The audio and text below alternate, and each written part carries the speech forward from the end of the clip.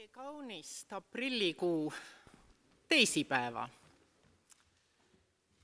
Volikogu Eeliskukk on kokku kutsunud volikogu. Aga kahjuks ma teda ei näe siin. Ja kuna ka tavaliselt esimest asetäitjat ehk Killar Talvikut ma ka ei näe siin. Järelikult ei jää midagi muud üle, kui minul juhtida seda tänast volikogu. See on muide selle volikogu koosseisu jooksul esmakordselt, kus see võimalus mul avaneb. Vahest on kriisist kasu ka. Merike, ole hea, ütle, palju meid kohal on. 13. Aga selleks, et volikogu istungit läbi viia, peab meid olema kohal vähemalt 20.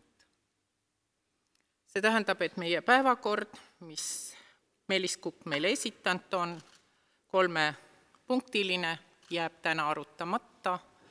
Kõikvõimalikud ettepanekud